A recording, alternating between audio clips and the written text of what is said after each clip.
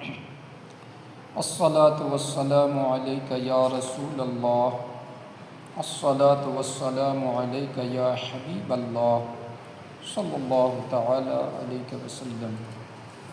پیارے آقا صلی اللہ تعالی علیہ وسلم کے پیارے دیوانوں، فیضان درود و سلام کے تعلق سے حضرت حبان رضی اللہ تعالی عنہ فرماتے ہیں، رسول اللہ صلی اللہ علیہ وسلم کی بارگاہ میں حاضر ہو کر ایک شخص نے عرض کی، یا رسول اللہ صلی اللہ علیہ وسلم، میں اپنی تہائی دعا حضور کے لیے کرتا ہوں۔ فرمایا اگر تو چاہے۔ عرض کی 2/3؟ فرمایا ہاں۔ عرض کی کل دعا کے عوض درود مقرر کرتا ہوں۔ فرمایا یعنی آقا نے فرمایا ایسا کرے گا تو خدا تیرے دنیا و آخرت کے سب کام بنا دے گا۔ سبحان اللہ۔ میرے پیارے آقا صلی اللہ علیہ وسلم کے پیارے دیوانوں، صحابہ کرام رضوان اللہ تعالی علیہم اجمعین کے ذوق و شوق کا اندازہ لگائیں۔ تاجدار کائنات پر جتنا بھی وقت ہے اس میں درود شریف پڑھنے کی خواہش ظاہر کرتے ہیں، اور آقا کائنات صحابی کی تمنا اور ان کے عمل سے خوش ہو کر ارشاد فرماتے ہیں، اگر مکمل وقت درود پڑھنے پر خرچ کرو گے تو میرا رب دنیا و آخرت کے سب کام بنا دے گا۔ سبحان اللہ۔ میرے پیارے آقا صلی اللہ علیہ وسلم کے پیارے دیوانوں، دونوں جہاں میں اگر اپنے کام بنانا ہے اور اپنے قیمتی اوقات کو فضول گوئی میں نہیں بلکہ پیارے آقا صلی اللہ علیہ وسلم پر درود پڑھنے میں خرچ کرو، انشاءاللہ دونوں جہاں کے کام آسان ہو جائیں گے۔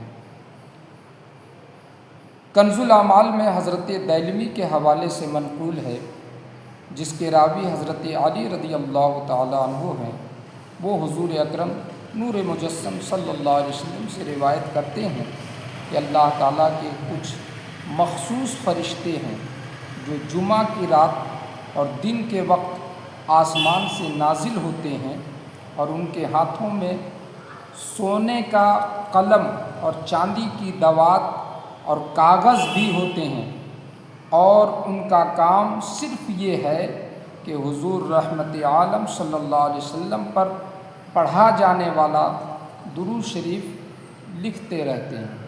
سبحان اللہ۔ میرے پیارے آقا صلی اللہ علیہ وسلم کے پیارے دیوانوں، جمعۃ المبارکہ کو درود شریف پڑھنے کی بہت سی فضیلتیں حدیث مبارکہ میں موجود ہیں، جن میں سے ایک حدیث شریف آپ نے ملاحظہ کیا کہ سونے کا قلم، چاندی کے دوات اور کاغذ ہوتے ہیں۔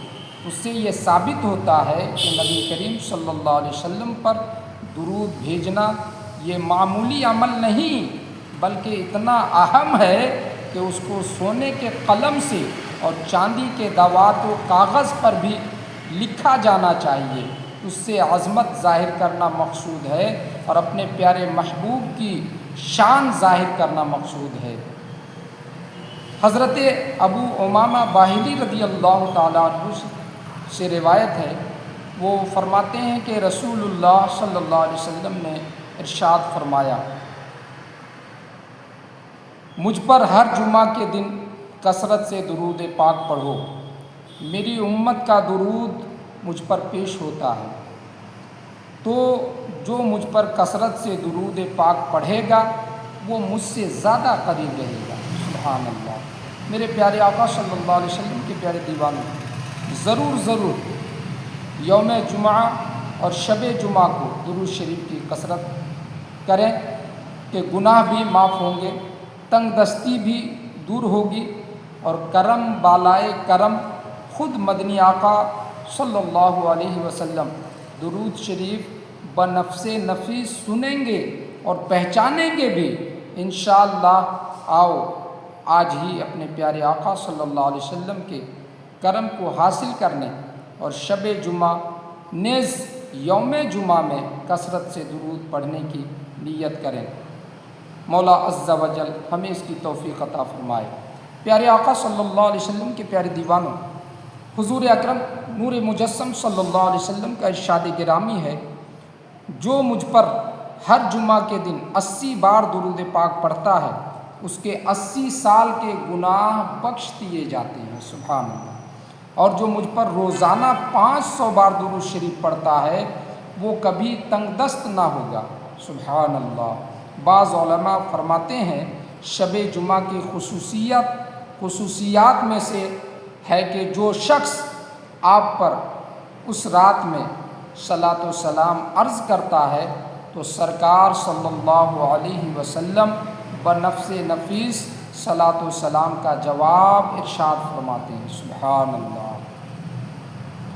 اور ایک دوسری حدیث میں آیا ہے کہ جو شخص جمعہ کے دن 1000 مرتبہ اس درود کو پڑھے جب تک اپنا ٹھکانہ بہشت میں نہ دیکھ لے گا دنیا سے خالی نہ اٹھایا جائے گا۔ سبحان اللہ۔ اور وہ درود مبارکہ یہ ہے، اللہم صلی علی سیدنا محمد و آلہ الف الف مرہ۔ سبحان اللہ۔ میرے پیارے آقا صلی اللہ علیہ وسلم کے پیارے دیوانوں، اپنی حاجتوں کو لے کر ہر طرف جاتے ہیں، اپنی امیدیں لگاتے ہیں، کبھی ایک حاجت پوری ہوئی اور باقی ناتمام، لیکن یوم جمعہ کو اگر 100 مرتبہ درود شریف ہم نے پڑھا تو 70 حاجتیں دنیا کی اور 30 حاجتیں آخرت کی اللہ عز و جل پوری فرما دے گا۔ سبحان اللہ۔